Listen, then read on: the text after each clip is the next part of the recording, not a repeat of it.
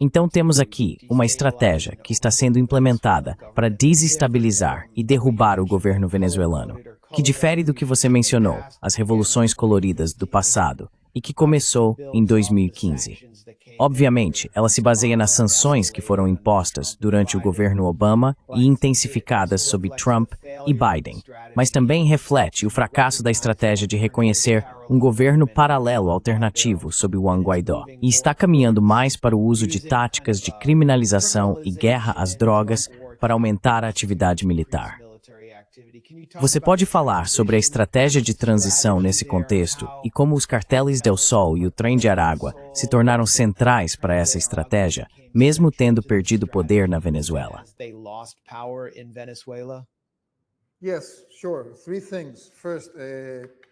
Sim, claro. 3 coisas. Primeiro, na verdade, quero aproveitar a oportunidade para esclarecer um erro que cometi em entrevistas anteriores com Glenn Deason e depois com a Majid, do Propaganda & Co., porque eu realmente situei a mudança de paradigma em relação à Venezuela em 2019.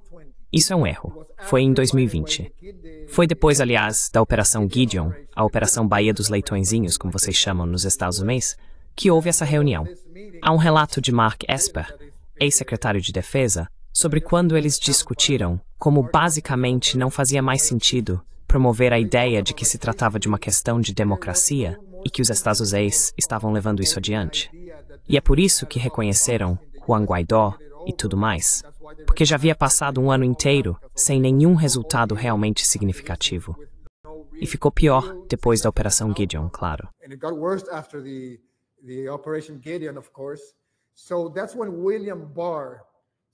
Foi então que William Barr basicamente disse: olha, não precisamos politizar isso. Claro, estou parafraseando, mas não precisamos politizar isso. Trata-se de uma questão de segurança. Nicolás Maduro está envolvido em lavagem de dinheiro e tráfico de drogas. E então, depois de um tempo, sem ouvirmos falar sobre o assunto, o cartel de Los Soles voltou à tona. Também houve relatórios, como o escrito por Douglas Farah, não muito tempo depois da acusação formal e da recompensa. Naquele momento, havia uma recompensa de 15 milhões de dólares por informações que levassem ao paradeiro de Nicolás Maduro. Estou apontando para a direção onde ele estava no Palácio de Miraflores, aliás. Agora eles me devem dinheiro. E foi aí que a coisa começou a crescer. O relatório, na verdade, chamou isso de empresa criminosa bolivariana conjunta. Esse era o termo que ele queria cunhar, que, curiosamente, teve tanto sucesso.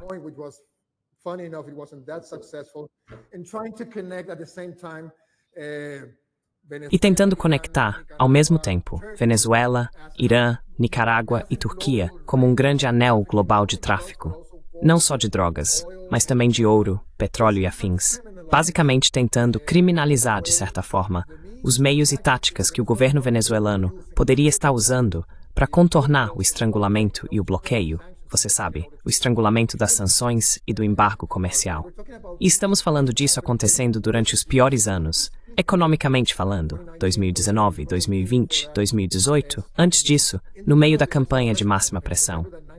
Lembre-se de que 99% da receita do petróleo caiu, etc. Então é nesse momento que eles passam a criminalizar e transformar isso mais em uma questão de segurança do que política, mais do que um problema de autoritarismo ou algo assim. Essa é a primeira coisa. Depois você tem o Trem de Aragua. Já mencionamos algumas coisas.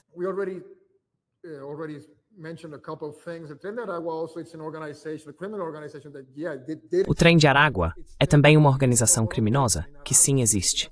Ela se originou na prisão de Tocorón, no estado de Aragua, é daí que vem o nome, durante os anos do surgimento do que aqui foram chamadas de megabandas, ou seja, grandes estruturas criminosas que, na verdade, se beneficiaram do boicote econômico. E isso faz parte foi também uma mutação na criminalidade venezuelana.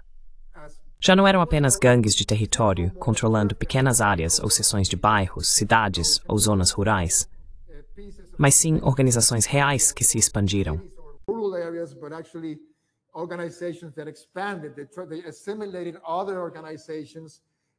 Eles assimilaram outras organizações e conseguiram diversificar seu portfólio econômico e se atualizar com o modelo atual, pós-neoliberal, de criminalidade na América Latina e em outros lugares, que apresenta uma retaguarda logística significativa.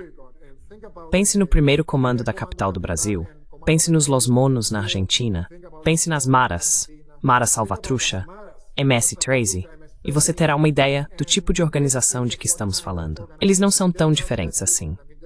Quero dizer, há um livro de não-ficção, escrito com esse propósito por Rona Risques, uma jornalista investigativa daqui, que também contém, sim, um grão de verdade, ou vamos chamar de ilhas de verdade, em um oceano de mentiras e enganação.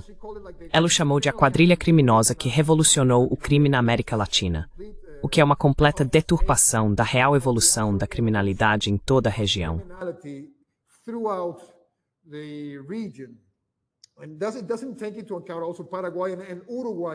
E isso não leva em conta os cartéis paraguaios e uruguaios, ou as BACRIMs da Colômbia. Basicamente, eles pegaram uma ideia disso e adaptaram ao seu contexto. E sim, havia também um viés político em tudo isso.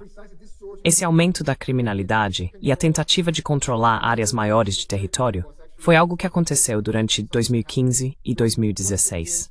Esse é o momento em que essas organizações criminosas cresceram em tamanho e, como eu disse, em seu portfólio. Eles não lidavam apenas com drogas, isso veio depois. Eles também atuavam com sequestros, esquemas de proteção e vacunas, que são como um imposto. Parte da lógica do esquema de proteção é que eles também tentaram controlar sindicatos de trabalhadores e afins.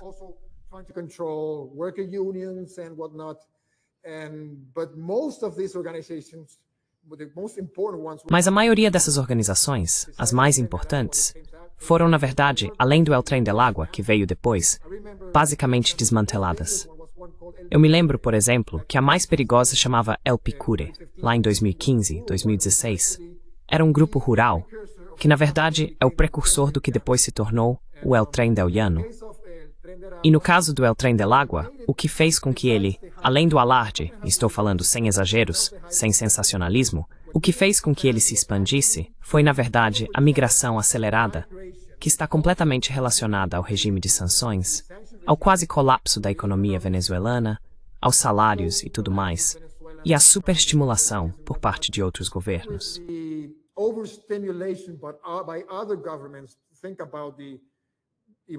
Pense no governo de Iván Duque na Colômbia, Pedro Kuczynski no Peru, o governo Piñera no Chile e Lenín Moreno no Equador, que chegaram a convidar as pessoas dizendo: venham para os nossos países e nós vamos oferecer salários legais, vamos proteger vocês. Mas claro, estamos falando de estados que na verdade não conseguem proteger nem a própria população.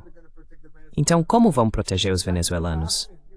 Isso, na verdade, a longo prazo, se tornou um problema social e também xenofóbico, que atingiu um ponto muito importante em 2020, durante a pandemia, quando muitas dessas pessoas basicamente decidiram deixar o país a pé, do mesmo jeito que fizeram antes.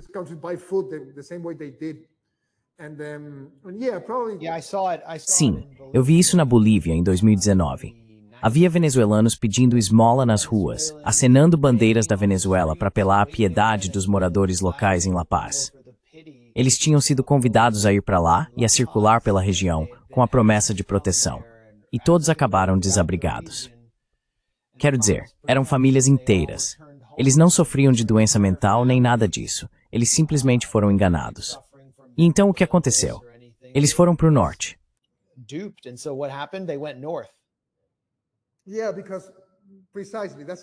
Sim, porque é exatamente isso. Quando houve, vamos chamar de contra-êxodo de todos esses lugares, quando as pessoas estavam voltando, ou por outros meios, para a parte norte do continente, foi aí que o TPS aconteceu em 2021. Na verdade, muitas das pessoas que começaram a cruzar o Darien Gap, que você deve se lembrar, foi um episódio horrível nesse período. Na longa história da migração venezuelana, porque vimos imagens terríveis de pessoas morrendo ou enlouquecendo, tentando atravessar um dos lugares mais difíceis do mundo, uma das selvas mais hostis do mundo, para conseguir chegar ao outro lado da América Central.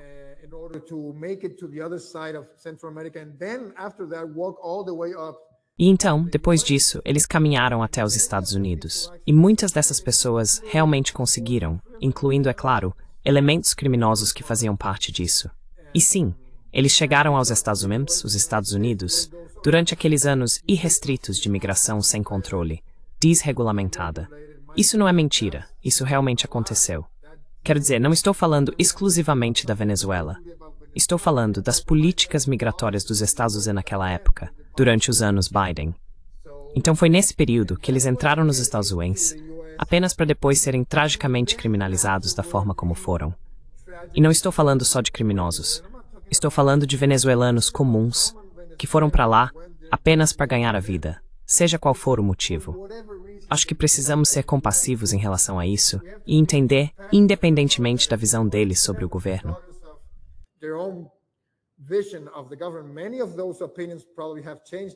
Muitas dessas opiniões provavelmente mudaram agora, que foram arriscadas pelo governo venezuelano, ou depois de terem passado pelo inferno do seco, sabe, a prisão de segurança máxima em El Salvador, ou até mesmo por Guantánamo.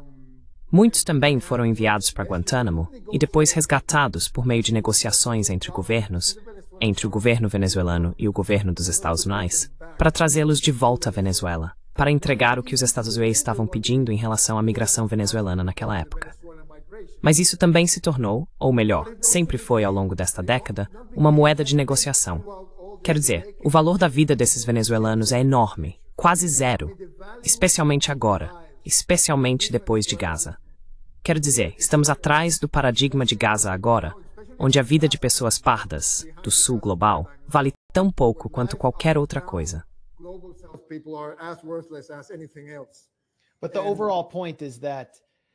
Mas o ponto principal é que os Estados Unidos desestabilizaram a Venezuela.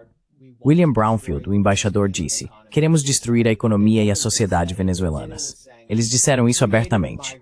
Fizeram isso com sanções, criaram uma onda migratória, que poderia ter sido facilmente prevista, que foi agravada pela Covid e pela demolição controlada de todas as economias, especialmente no sul global. O TPS trouxe essas pessoas, ajudou a levar Trump ao poder, e assim por diante. Isso traz Rubio de volta. E durante toda a desestabilização, o trem de Aragua estava se beneficiando do tráfico de imigrantes. Mas, ao mesmo tempo, eles estavam sendo desmantelados na Venezuela, e sua base de poder estava nas prisões venezuelanas.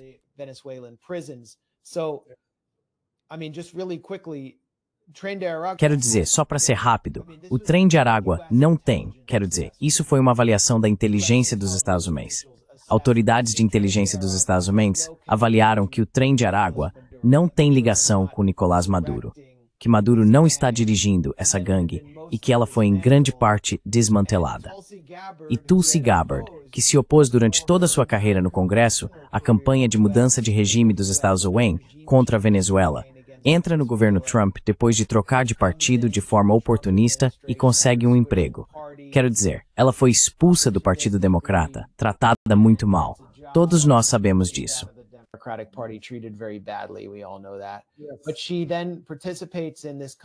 Mas então, ela participa desse tipo de operação de inteligência compartimentalizada, meio que como o análogo venezuelano do Office of Special Plans, que os neoconservadores comandaram antes da invasão do Iraque, em que eles canalizavam informações falsas diretamente para o presidente e para o público, contornando a chamada comunidade de inteligência, porque ela não estava avaliando que o Iraque tinha armas de destruição em massa.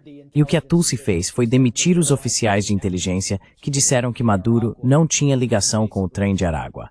Ela fez isso por dois motivos. Primeiro, para legitimar o Alien Enemies Act de 1798, que permitiria a deportação de venezuelanos, basicamente declarando que todos eram uma ameaça narcoterrorista aos Estados Unidos.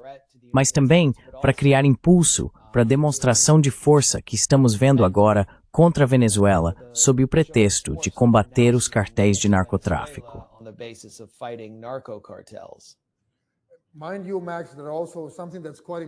Veja bem, Max, há também algo bastante importante aqui. É um relatório, você pode rastrear, pode acompanhar até isso. Existe esse relatório do American Enterprise Institute, claro, que é a avaliação de referência que tem sido repetida pelo governo dos Estados Unidos todo esse tempo. Foi escrito por um cara chamado Joseph Humiri. E é baseado principalmente em boatos ou informações de segunda mão, no sentido completo da palavra. Não apenas fontes secundárias, mas também informações de segunda mão, para enquadrar isso como algum tipo de ator proxy com plausível negação do governo venezuelano. É daí que realmente vem, e é muito medíocre e frágil.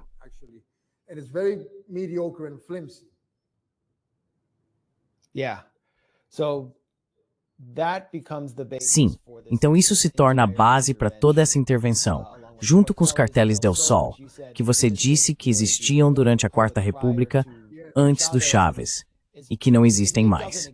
Então isso foi mencionado. Cartéis del Sol foi a base para a recompensa. Isso está no site do Departamento de Estado ou do Departamento do Sul da Flórida.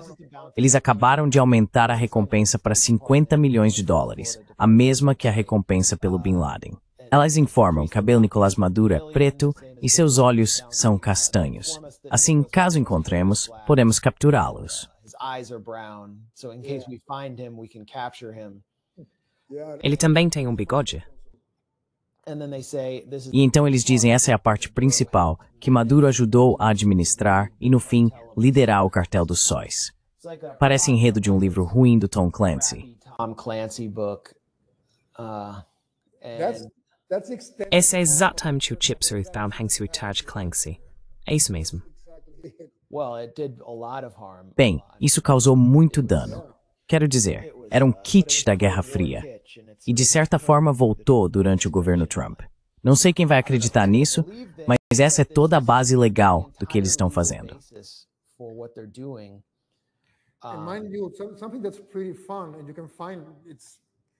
Algo que é bem engraçado, e você pode encontrar isso, o nome vem lá dos anos 90.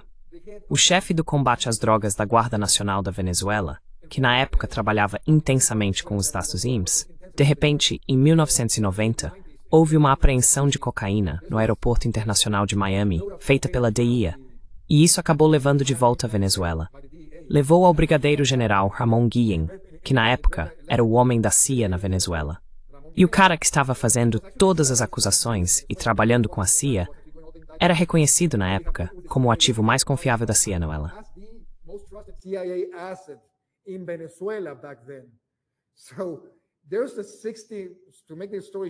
Resumindo a história, você também pode encontrá-la no YouTube. Há um programa dos 60 Minutes, focado precisamente nesse episódio da guerra contra as drogas, claro, com as drogas vencendo de lavada, em que foi mais um caso da CIA atuando em uma direção diferente, supostamente da DEA. Porque a CIA realmente se reuniu com o adido da DEA aqui em Caracas e pediu para ele simplesmente deixar isso passar, porque esse cara, o Ramon Guillén Dávila, na verdade estava fazendo o trabalho deles, infiltrando o cartel de Medellín. Então, para torná-lo confiável para a DEA, para o cartel de Medellín, eles mencionaram o cartel de Cali.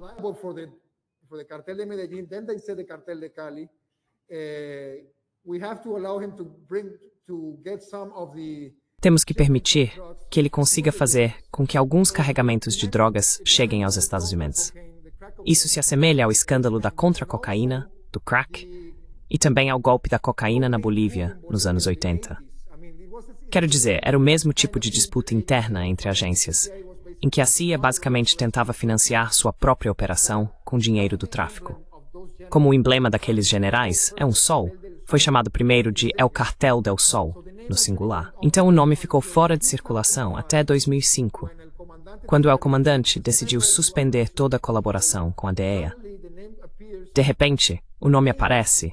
Isso é de uma reportagem do Miami Herald, de 2005, mencionado por um diplomata de alto escalão baseado na Venezuela, que não quis se identificar.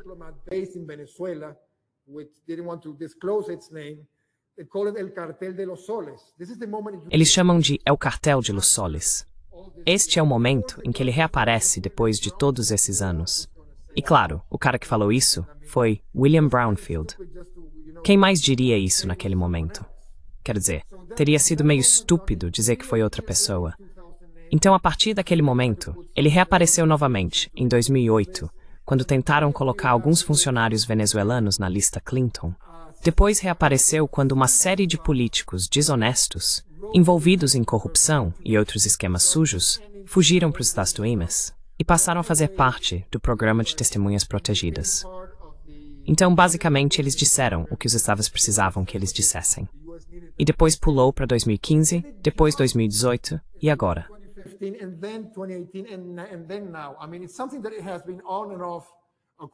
Quero dizer, é algo que tem aparecido e desaparecido, de acordo com a conjuntura e com as necessidades políticas da agenda do momento. E é aí que devemos situar o cartel de Los Soles agora. Não estou dizendo que não há corrupção, ou que não existam elementos desonestos e corruptos dentro de qualquer estrutura de segurança que exista na Venezuela, porque é muito difícil. Quero dizer, os cartéis têm muito poder, mas, de acordo com a ONU e todos os órgãos sérios de monitoramento de drogas, apenas cerca de 5% das drogas transitam pela Venezuela em direção aos Estados Unidos ou à Europa e África. O maior movimento ocorre na região do Pacífico e vem do Equador, de todos os lugares, claro. Equador e Colômbia, como você bem sabe.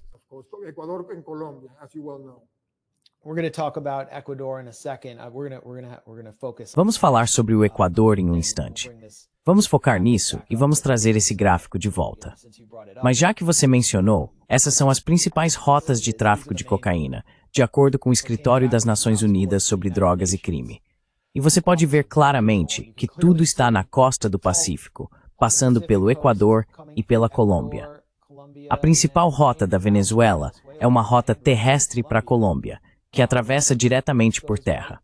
O Panamá foi a base para a intervenção dos Estados Unidos. Agora, segundo as fantasias da oposição venezuelana, Manuel Noriega, em 1990, foi removido à força por meio de uma intervenção militar direta dos Estados Unidos, sob a justificativa de que Noriega era um traficante de drogas.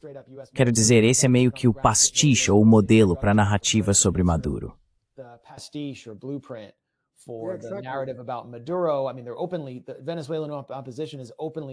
Quero dizer, a oposição venezuelana está dizendo abertamente, queremos fazer um Noriega.